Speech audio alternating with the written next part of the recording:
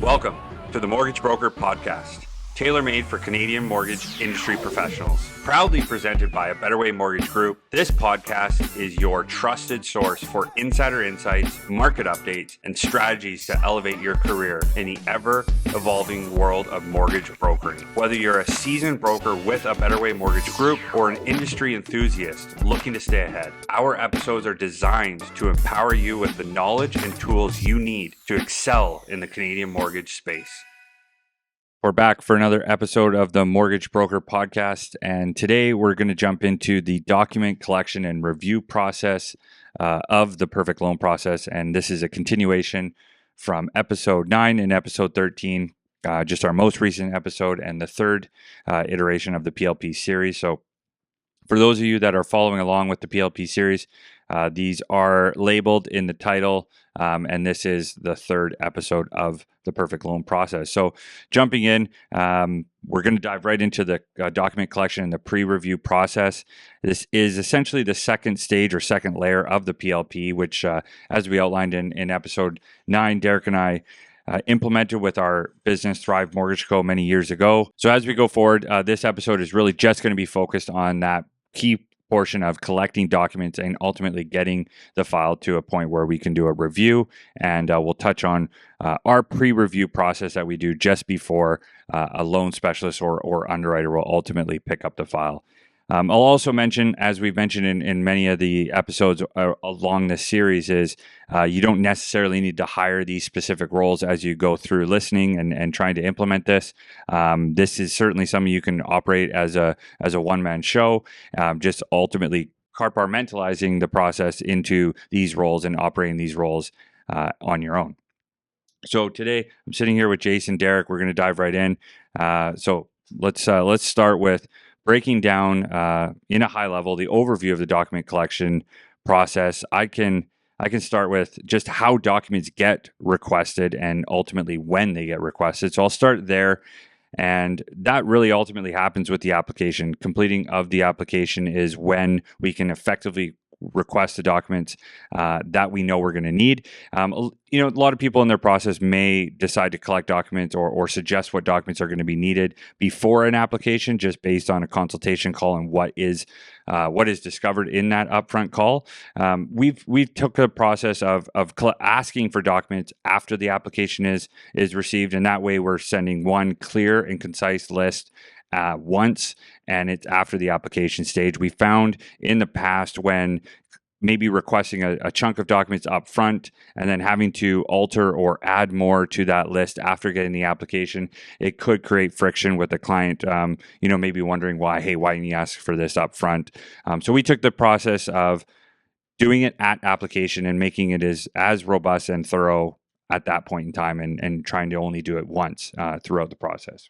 How this happens is what we outlined in the last episode is after the consultation call is completed, we are sending that welcome email, which has a link to our mortgage application. Our mortgage application is powered by Velocity currently, and that link is populated in that welcome email that's sent after that consultation call.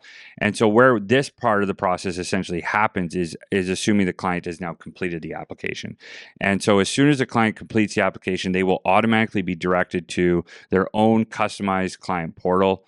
And that portal will essentially be a depository of the documents that they are going to be required to ultimately get them qualified. And so this is a clear list that will be outlined in the portal, giving the borrower the ability to upload each of these documents to the portal. Again, we use Velocity as the tech to support this automation, along with our CRM, which is Blue Mortgage through the Zoho group of companies. So that connection is vital. So the Velocity to Blue connection is vital because once the application is complete, not only is that client getting that access to the portal, getting the list of documents that they're going to need, but they're also triggering Blue, the CRM, to send out various forms of communication through email and text message. And these forms of communication are going to the client and potentially the referral source on the file. So in most cases, a realtor may be involved. And this is letting all parties know that not only has the application been received, but the file is now in document collection stage, and we're moving forward with that. And that's really important for a realtor to to be aware of, because they obviously want to see that the file is moving along that journey. The email that they actually receive that is sent through the Blue Mortgage platform is actually a very clear and concise list of what's going to happen throughout the file. So it's almost like a continuum or a timeline that they can see that, okay, applications received, we're now collecting documents, and it will actually show all the other items that are going to happen, all the other milestones that are going to happen as they move forward through the process. So very, very important connection there, and very, very important communication that's happening automatically every single time. So we're just having that consistent experience, consistent journey from every single time we follow this. So maybe Derek, you can jump in and just kind of identify like the staff responsible. I've already kind of touched on that, but the key staff responsible and the next steps of the process from here. Yeah, so obviously speaking to our process and the different roles that are on the team that we had built. So the associate mortgage advisor, if you remember from the last PLP episode, after that initial lead or intake conversation, we were introducing the associate mortgage advisor, which that role is going to be following up to make sure you're all good with the application, see if you have any questions. They're going to be following up to make sure that you're not having any issues collecting your documentation. So in our process, the only person that's involved while you're in this document collection stage is the associate mortgage advisor. The mortgage advisor, anyone else on your team, if you have a team, should not be communicating with that client. You want to keep the communication down to one person that understands the file. They understand where things are at. It's going to make things a lot more comforting for the client as they work through that process. I think it's important for mortgage brokers to recognize too, we're in a role in an industry where all we do is touch documentation, tax documents, down payment documents. Keep in mind that a lot of consumers and a lot of clients probably don't keep their T4s on file. And they probably aren't familiar with pulling a 90-day bank statement, right? So this can be a very touchy part of the process. And if you think about a lead, as an opportunity to essentially win and fund a mortgage, this is a very touchy part of the process that you want to make sure that you're really comforting that client. Because if you can't get the documentation for any reason, if another broker makes it sound easier, they're probably going to push that client through and you're not. So associate mortgage advisor is involved.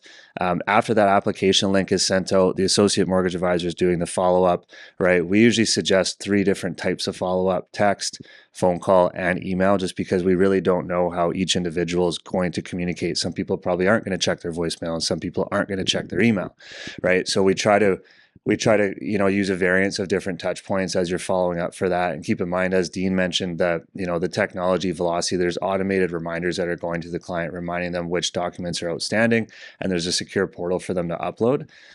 Just another piece I would touch on here is, technology is great. A lot of people aren't going to be familiar with it. I think it's important to let clients know that if they're not familiar or comfortable with the portal, they can always email, they can drop off, do whatever is easiest for you, right? Give them the path of least resistance, because that's what's going to allow a client to really keep things moving forward. Yeah, just to comment on that, there obviously is 3 forms of communication on every file, but at this point of the process, it's so important to verbally communicate and get a verbal connection with the client to ensure that they're comfortable with everything that's being required. A lot of clients might look at a list of documents that are required today for a mortgage and be quite overwhelmed, because there is just so much that is needed to get a mortgage approved. And if it's maybe a first-time borrower or maybe a borrower that hasn't had to go through this for many, many years, they may be very, very overwhelmed or scared to provide this much information. And you made a point of just somebody maybe wanting to drop documents off. Well, geez, if you're an older client, the idea of uploading all this to a portal or sending through an email could be very scary from a privacy perspective. And you can't really blame them. And in a lot of cases, you could argue that email is really not a safe way to transfer important information. And in fact, Tom Hall was talking about this on his podcast recently, who's one of the founders of Blue Mortgage and a tech that we use quite regularly with our CRM.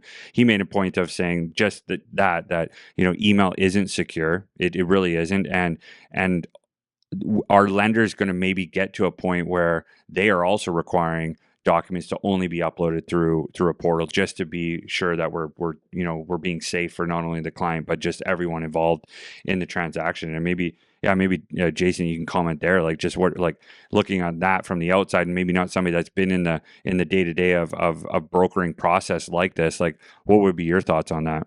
I think as you go through the PLP in general and all the episodes we've done, it always does seem to break down to the process and the touch points that you have and the consistency of what you're actually using. So I don't think, and I could be wrong because I haven't been in those shoes, but whatever direction you go, whether it's drop off, whether it's email, whatever, I think keeping the consistency on that process so we're not missing things as they go through the transaction. I think if you have kind of several different methods of collecting things and storing documents and doing all that, it seems to be a little bit, could be a bit clunky and have things get lost and lost along the way. One thing to point out. So the AMA, like Derek mentioned, is the individual in our process that's communicating with the client throughout this part of the process, ensuring correct documents are provided and continuing to follow up to get those documents received. And again, just back to what we said, in the event that technology isn't going to be right for the client to support that process. That's where I'll wrap up, is if the client does decide to drop off documents in person. I'll say this, it's very rare that happens in our process. We very rarely see that. That might just be the demographic of clients that we're working with. But in the event that does happen, we would essentially mark those accepted on the portal manually and then upload them to the safe, secure drive that we have for our clients in that case. But again, still following the process, still triggering the tech in the right areas to not fall out of process, because that is an opportunity for breakdown. And maybe you can just touch on that. Like that's if somebody comes in with documents, that's an area where the team and the process could fall apart. Yeah, and I think, like you said, not many people are actually going to bring them in, but the fact that you're offering that, I think, is important. It shows better service. It shows that you can vary from, a technology-driven process if you need to. I'd say 2% of the clients that our business has ever dealt with would come in and drop off paperwork. But yeah, I mean, bringing in paperwork, you're just scanning and giving it back to them. But from a process standpoint, it's drastically out of line of what you would typically expect when someone is using the portal. So to keep the team on track, on that process, we would actually get the team to upload them to the portal, check them off that they've been received, and continue on the process from there. Because if not, it's just something that veers off of your typical process, which can pose issues in different parts of the file. This is a little bit out of process on this conversation, actually, but I just wanted to give anyone listening to this a tip. Like when you're requesting those documents, I would never leave it to the technology, like Dean mentioned, jumping in and reviewing the list that was prepared based on their application. Back to the lead notes, the last conversation that we had on the PLP, every time an application comes in, you should be referring back to your original lead notes, because they could have told you on that call that they have CCB income, but they forgot to put it in the application. And now, if you didn't notice that and you didn't add that document request for CCB documentation, you're going to get to the point of underwriting and you're going to recognize, like, crap, I forgot to get that. They didn't upload it. They didn't put it in the app. Now I'm underwriting a file, missing income, which means I'm going to have to do this again. And it's just a delay in the process, and it's a delay in the pre-approval or the submission, right? So always referring back to those lead notes is very important to make sure that if they told you something, maybe the application was wrong, you have to keep in mind these folks typically don't do applications all the time, so it's a new piece for them. They're not sure what's important to us and what isn't. And then the last piece is, once that documentation list is prepared, like, don't assume that people know what all of it is. Don't assume they know what it means.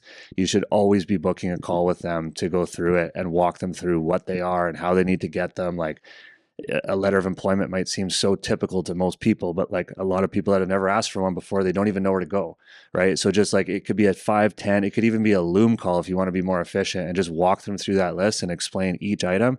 And you can also highlight which documents are actually important for the pre-approval, right? Like, there's going to be certain items. If someone's an employee, salaried employee, you can get their last 2 years T4s, letter of employment, and pay stub. Although we probably need their NOA to make sure they don't have taxes owing, we could do the review without their NOA, right? So just highlighting which documents we actually need out of that list in order to review the file properly. And then you can always collect the NOA a little bit later if you need to, right? But I would always pinpoint to make it seem a little bit easier for the client. Hey, there's a 10 document list here. We can probably get your file reviewed with 7, right? And we can get the rest later. Yeah, it's a good point. I mean, we've definitely always been quite strict on all docs, no talk sort of thing. And I mean, that's been a common, phrase used in the industry. But having some flex there and being able to, ensure that not, if it's you running this role, that you have the, the wherewithal to have that flex. But if it is somebody that you're training to do this for you in an AMA position, that they also have that wherewithal and flex, because a lot of times you may be competing with a client's bank, and a client's bank is communicating almost nowhere near the amount of documents that are required than we are. And we always took the position of we want to do things right the first time and want to make sure there is no errors or mistakes, and that's why we require all these documents. And I think that does go over a lot better nowadays. But yeah, maybe just some comments on that piece. I don't have much more to add other than I would just be blunt and tell people, like I always told people this, that, I've been doing this for a long time and we've made mistakes. Like we've issued pre-approvals that were incorrect because we didn't have all the information because the client didn't want to send it in. And that's a terrible situation for the broker, the realtor, the clients, everyone involved in that. There's nothing good about it. And like my position on that now is I would never get to a point of talking qualification. I wouldn't even give someone rough numbers unless I had enough information that we could comment on it with confidence. Because what's the point, right? Like a lot of times people just want some quick, dirty, rough numbers, which you might do for someone and say they qualify for $1 million, and then you get the paperwork 2 weeks later and they qualify for 900. Well, now you're the bad guy, right? Like you never should have told them that it might be $1 million. So, just delay things for a week or 5 days, and you got to flip that back on the clients. Like put the pressure on them to get you the paperwork, right? Like if they're in a rush to get rough numbers, just say we'll get you the right numbers, but get us your documents by tomorrow night, right? I can probably have the numbers the next day. Yeah. Good point. Well said. So let's just kind of start to go into the wrapping up of this process, part of the process, and it's now we've gone through collecting documents. We now have all the documents. So all documents are received. Now what? I'll jump in right here. So essentially, as soon as these documents are received, that would be identified by the AMA. The associate mortgage advisor is the one, again, the sole staff member responsible for the file. They have the baton for the file at this leg of the journey. And so the AMA would then remove that file into the next stage. The next stage in our journey is the pre-review stage. So we want to ensure that there's a pre-review done before the deal gets pushed into our underwriter's court, or otherwise known as a loan specialist position in the perfect loan process. And so before that file goes into their court, again, we talked about this in the very first episode, the loan specialist being such a specialized role and such a hard role to hire for, is we wanted to make their role as easy as possible. And by doing that is trying to prepare the file the best we could. And so what's happening here is the documents have been accepted throughout the journey as they've been collecting them, and we're the AMA is confident that we have the right documents. They've communicated with the client to correct any ones that have issues, but they're all in the portal now and they're all titled. So now what? So the AMA is going to pull those documents off and file them in a backups drive, just so we always have a backup of those files. And they're titled, and so that the loan specialist can easily review them if they need to. They're also, the AMA in this pre-review stage is also going to cross-reference all those documents and update the application accordingly. So that might be, updating the 2-year average of income. That might be updating any property mortgage information based on mortgage statements received. Just making sure that application is very tight. So it's not just relying on the data that the client wrote in there. We're actually cleaning it up. It's essentially a pre-underwriting process to ensure that there's just a little less work for the loan specialist from a data perspective. Does that mean the loan specialist is going to fully rely on that? No. They're going to cross-reference and check all those items too. And we'll touch on that in the next episode in the review stage, but just making sure it's tight and cleaned up. They'll finish off with pulling the credit bureaus and making sure all of that is ready for the underwriter to jump into. And at that point, the file is essentially ready to be pushed to review stage, which is where the loan specialist will be triggered to start underwriting the file. And this is a part of the process that will be highlighted in the next episode. So we'll leave that piece there. But anything I missed or any detail that we would want to add at this stage? Just the one piece that was missed that's actually really important is the update to the clients when all documents are received. So we actually, like the way that our CRM operates, when we change the stage to review, it essentially triggers an email that goes out to the client. And if there's a real estate agent on the file or whoever the referral partner is, if they need to be updated, there's an automated email that goes to the clients and referral partner letting them know, hey, all your documents are received. We're going to be we're underwriting your file, working on qualification, and we're going to be in touch within 1 to 2 business days. And you can update that timeline depending on how busy you are at the time. But that's key, because without that, especially if you are busy and it's going to be 3-4 days, the clients have no clue what happened. All they know is that they uploaded their last T4 on Monday and they haven't heard from you, and it's Thursday. That's a super important piece of communication that goes out, and we actually tailor the timeline to review the file based on how busy we are as well. So, in the event of a very, very busy market, our loan specialist might be too busy to fully review that file in one day. It may take 2 days, it may take 3 days, it may take 2 hours, whatever their average SPA is at that point in time. We'll outline that in that email, and that's part of our process. So if you have a key point there, just before wrapping this up and just kind of jumping into some of the scripts and email templates that are used, Jason, any comments just from an observer on the outside? I think you probably get a few brokers that listen to this that ask you guys, I mean, you have this process that's very structured and detailed. What happens if the clients make a change on you and they say, well, no, do you know, Derek, my bank didn't ask me for these documents, so I don't want to provide them. Do you still push them through the process, or do you really follow through with what you guys say and that actually we cannot talk until we get these documents up front? Because I know, especially as you're newer in the business, sometimes asking for documents and pushing back on a client that doesn't want to provide them to you becomes a bit of a sticky point. So how do you guys mitigate that as you go through this process? The more rigid your process is and the more that you communicate, the better your communication is on the front end leading up and explaining why we need the documentation and how long it's going to take for us to do a review and what that actually means, the less pushback you'll ever get. I think that you'll get more pushback from clients that really don't have an expectation. They've just been sent a list of 12 documents. They don't know what you're doing or why you're different than their bank, but their bank only asked for 4. So that doesn't answer your question. But I think you really need to dial in your communication at the beginning, and you'll get less of that pushback. When the pushback comes, you absolutely need to stick to your guns, right? 100% you need to.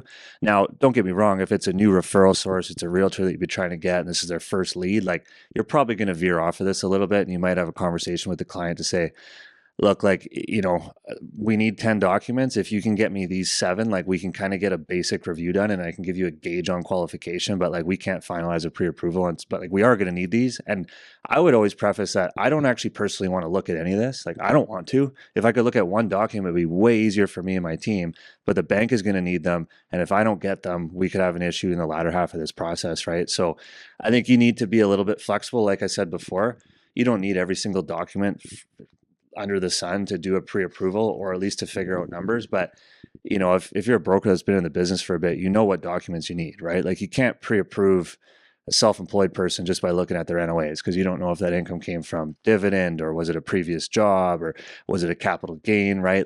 That's something you just simply can't do. So if a self-employed individual is pushing back on T1 generals, I'd say not a chance, right? Or if you want to send me your bank statements, we can look at alternative lending, but there's no option to move forward in that scenario. So it's very case by case, but I think you got to push back, but you got to be realistic too. And thinking big picture, a referral partner can be very important, right? If you're going to flex. Yeah, I mean, it's a good point, because at the end of the day, a bank might not be asking for it now, but they will need it to ultimately fund the file. And there's nothing worse than scrambling and trying to put these things together at subject removal period in the final hour, or even worse, closer to funding, which is a lot of times when, a bank employee that's maybe inexperienced, and the reason why they're not asking for these up front is maybe because of an inexperience or just a sales push to push it along and bait the client, which, to be honest, we see brokers do as well. Maybe poor brokers will try to bait the client to push them along to ultimately get them a review, and then in the final hour having to ask for these things. It's just, there's nothing more chaotic and stressful than dealing with that then, and also just sharing stories of our experiences jumping in and helping people, rescuing clients from these types of scenarios, and then trying to put it all together.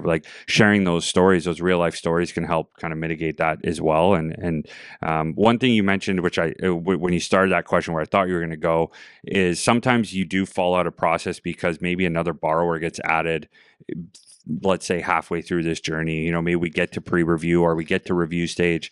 And I was going to save this for the next episode, which we will touch on then. But there may be a time when you have to add a borrower back into the review, or sorry, to the file, and we have to always consider like recoding the file and going backwards in stages. And so, like, if you have to go back to document collection stage, even though now you're in pre-review stage, that's okay. You have to go back to be able to go forward, and just making sure you always recode the file and go backwards to continue to follow the process is very important, because those are the breakdowns, or the areas where you can really break down and fall out of process and really start to cause confusion for your team or yourself, if this is you running this as a one-man show. So I'll wrap up. We have a section here where we touch on like scripts and email templates that we're using for parts of the process as we kind of move on. Very limited amount of scripts and templates utilized at this point of the process. I'd say, we're heavily sold and positioned what's going to happen here in the lead consultation call. So like the welcome email and the follow-up email that we have with the AMA that we touched on in the previous episode, it really sets the client up for expectations, and knowing what's going to happen here going forward is key. So really it's just basic follow-up email templates that we use, text that we use to just stay on top of it. And a lot of times they're customized because it's based on what is remaining or what is the issue. Maybe a bank statement was provided with no name, no account number, or what have you. So a lot of the follow-up is more just like active communication that's required. So there's not a lot of templates or scripts being utilized here, but just a few rough guides that we can certainly share that we use. So future episodes going forward. So we've now touched on lead consultation and intake in the last episode. This was the document process and review, so pre-review of files. Next episode, we're going to touch on the review stage and the review summary and strategy. Following that, we'll do the planning session and strategy session. Then we'll go into the live deal to approved, and then we'll wrap up with broker complete to funded. Just some additional resources. So links to episode 9, the PLP overview, and then link to episode 13, the lead consultation process. Those will be included in the notes. Now moving on to listener interaction. So we had a question just around, what do you do if a client ghosts you during this document collection stage? So let's just say, somebody's just not getting back to you. They're just, turned off their phone. You don't know where they are. What would you do in that case? I mean, there's really only two things you can do. I think you have to acknowledge it with the client. So we had something that we called a sunset. Like, obviously you want to try to get them on the phone, but if they're not getting back to you, we had a sunset email, which was essentially just outlining that, hey, you know what, we haven't heard from you in 2 weeks, 3 weeks, 4 weeks. A reminder that if you want to proceed, here's what we need next. All good. No pressure from our side. Like, we'll be here whenever you're ready. You'd be surprised how many people, and we're putting your file on hold. Like, make sure, like, probably in that first sentence, we're placing your file on hold. Here's why. Here's what's remaining, and we'll be here when you're ready. You'd be surprised how many people come out of the woodworks and they're like, oh my gosh, my file's being placed on hold. Like, I do want to move forward. Here's what's actually happening in my life. So, I don't think you should ever assume that someone's just ghosting you. Someone could have had a situation, a life event that's caused them just to put everything on pause, but acknowledge it, put it in an email. And then the only other piece is looping in the referral partner, right? If it was a realtor, financial advisor, accountant, friend, family, whatever, I would always go back to them and just reference that, hey, you know what, this person hasn't gotten back to us in a little while. Hopefully everything's okay with them. If you do hear anything, or if you have any feedback for us, we'd love to hear it. So that's that piece. And I would just throw back to earlier in this process, we were talking about templates and updates and whatnot. You definitely want to keep your referral partners updated as you're collecting documentation. Like, any broker listening to this would know, it could take a month, 2 months, 3 months to get documentation from a client. If you haven't updated that realtor in that process, you're probably not going to get another client from them. And that's a great reason. Like, everyone's thinking, oh, what are my five calls today? What are my 10 calls today? Like, just call the people that have sent you files and update them on the file, even if there's no update. It's a great reason to call someone, and they can appreciate that. Because if they don't know, they quite literally just don't know what's going on with that client. Yeah, absolutely. I mean, even CCing the referral partner on those types of emails, or BCCing, so they can see that went out, can be an update in its own as well. And lastly on that, I'll just touch on categorizing that now as maybe not a lost client, but an on hold client. So, we touched on our stages in that first overview episode. On hold pre-review. So we're putting that file on hold pre-review. So meaning we haven't done a review yet. So our pipelines of on hold clients, this might not be a top priority client that we're going to follow up on from an on-hold perspective. We're probably going to identify the ones that we actually did a full review summary first when we go through our follow-ups. But this is a great pipeline of people that we can market to through our success manager role or just anyone that's dialing. So yeah, we'll end off there. If anyone has any feedback or suggestions, topics, we're all ears. We actually really value these questions. They really help us frame our content going forward. So please share those questions and the feedback. And well, on to the next one. We're looking forward to some really good episodes. Again, we might not be hitting the PLP series in consecutive order. This one so happens to come out right after the second one. But keep listening, keep sharing your feedback. We're thankful for that. And if you think we earned a 5-star review, please leave us one. It means the world. So thank you. Thank you for tuning in. If you found value in this show, please subscribe to our channel on your preferred platform. We're available on Spotify, Apple Podcasts, and YouTube. Your support is incredibly appreciated. We also welcome your reviews and feedback, which are crucial in helping us deliver outstanding educational content. Feel free to share your thoughts. A 5-star review would be fantastic if you think we earned it. Lastly, a vital announcement about Backpack Buddies, our chosen charity for 2024. This remarkable organization addresses a hidden hunger issue many are unaware of. In British Columbia, while school districts provide meals during school hours, numerous children face food scarcity at home, particularly during weekends. Backpack Buddy steps in to support these vulnerable children, ensuring they have easy to prepare, familiar food for weekends. This is achieved through collaborations with schools and an extensive distribution network. Your contribution can make a significant difference. With just $20, you can give a child in need a food bag from Backpack Buddies filled with enough meals and snacks to sustain them over the weekend and more. Once again, thank you for listening and see you on the next one.